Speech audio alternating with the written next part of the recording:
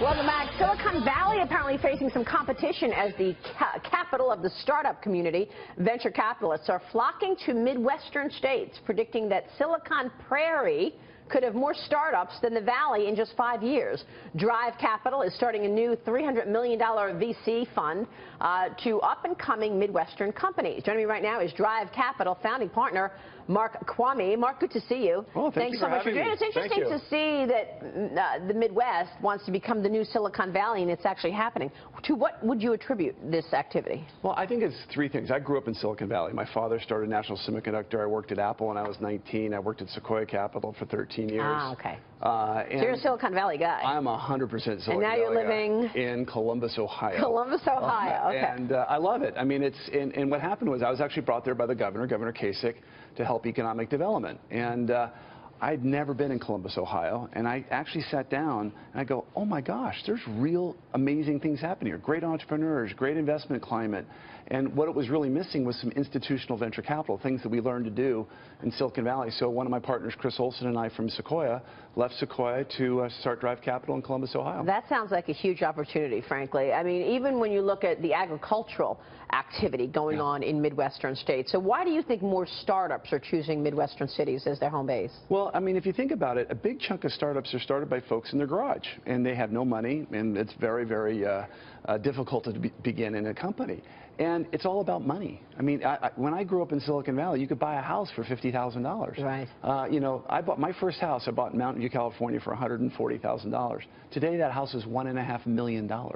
I mean, you know, that's a starter house, a very, very small house. And so I think the cost of living is so high in the Valley, people are now looking at what the other opportunities are. Simultaneously, in the past, you had to be near the technologists. You had to be, that's where all the technologists were. With cloud computing and the fact that we're, you know, carrying, you know, mini computers. Everything's on your phone. Everything's on your phone. You need to be close to the customer, not close to the technologist. And you think the customers are in the Midwest? Absolutely. 150 of the Fortune 500 in the Midwest. You know, why Columbus, Ohio? If you if you drive your car, we're Drive Capital. If you drive your car, you know, one day from Columbus, Ohio, you hit 60% of the nation's population.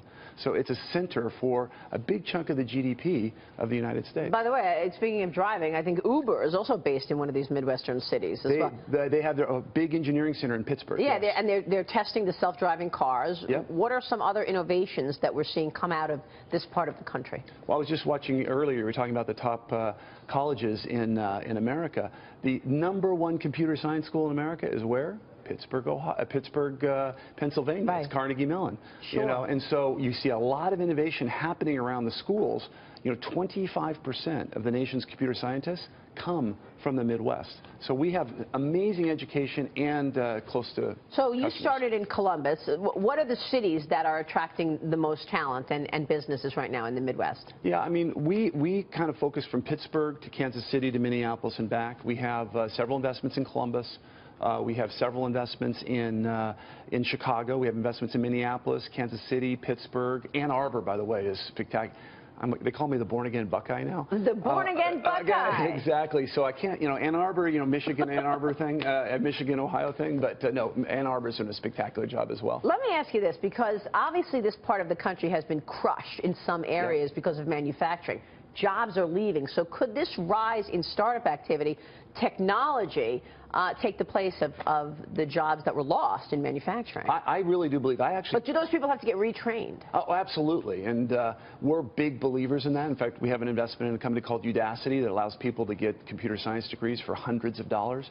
I really, truly believe that you're going to see a big growth in the Midwest, and I think manufacturers coming back as well because of automation.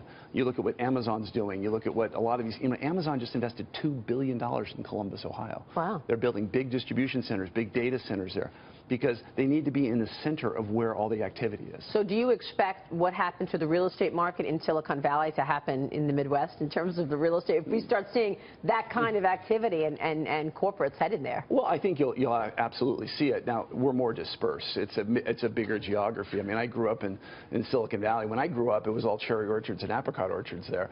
Now, you know, on that one peninsula, you know, you have in the 3 area codes of the Silicon Valley, you have amazing amount of wealth being generated. So that's why you have the crazy real estate As prices. a guy who's looking to allocate capital and invest in various businesses, where do you want to invest right now? Whether it's Midwest or somewhere else, I mean, where are you putting money? So we think there's three key areas. As I said, I've been doing this for 35 years. I think the amount of innovation you're going to see in the next 10 years is going to dwarf what we've seen in the last 35 years.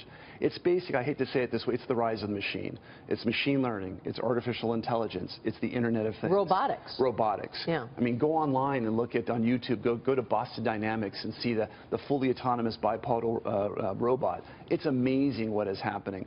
I think the other thing is when you have all this data and the ability to access it and process it, you're going to get insights that you've never gotten before. So we're going to get more and more efficient. Really interesting stuff. Mark, great to see you. We want you to come back and check in with us a year from now, see how it's going. Thank you very much. Mark Kvamme joining us there.